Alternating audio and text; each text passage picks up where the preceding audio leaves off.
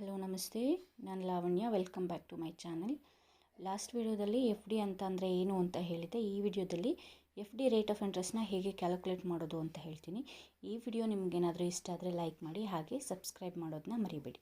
ಈಗ ನಾವು ಹೇಗೆ ಕ್ಯಾಲ್ಕುಲೇಟ್ ಮಾಡೋದು ಅನ್ನೋದನ್ನ ನೋಡೋಣ.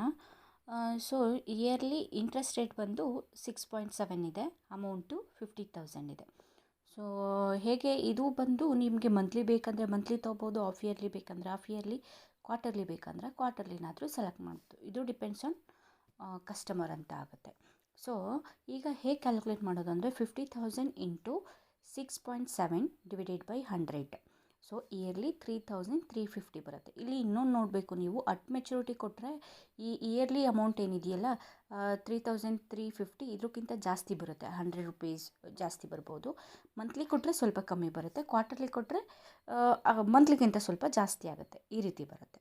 ಸೊ ಇಯರ್ಲಿ ಆದರೆ 3,350 ಮತ್ತು ಮಂತ್ಲಿ ಆದರೆ 3,350 ಡಿವೈಡೆಡ್ ಬೈ 12 ಮಾಡಬೇಕು. ಸೊ 279 ರೂಪೀಸ್ ಬರ್ತಿದೆ. ಹಾಗೆಯೇ ನಿಮಗೆ ಇನ್ನೊಂದು ನೋಡಬೇಕು ಅಂತ ಹೇಳಿದ್ರೆ ಕ್ವಾರ್ಟರ್ಲಿನೂ ಅಷ್ಟೇ.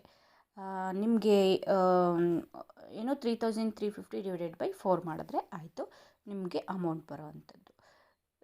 ಸೊ ಇದರಲ್ಲಿ ಇನ್ನೊಂದು ನೋಡಬೇಕು, ಇದರಲ್ಲಿ ವೇರಿಯೇಷನ್ ಆಗುತ್ತೆ ಈ ಡೇಸ್ ಎಲ್ಲ ತೊಗೊಂಡಾಗ. ಯಾಕೆ ಅಂತ ಹೇಳಿದ್ರೆ 1 ಮಂತಲ್ಲಿ 31st ಇರುತ್ತೆ, ಇನ್ನೊಂದು ಮಂತಲ್ಲಿ 29 ಇರುತ್ತೆ. ಸೊ ಹೀಗಾಗಿ ಇದು ವೇರಿಯೇಷನ್ ಆಗುವಂಥದ್ದು.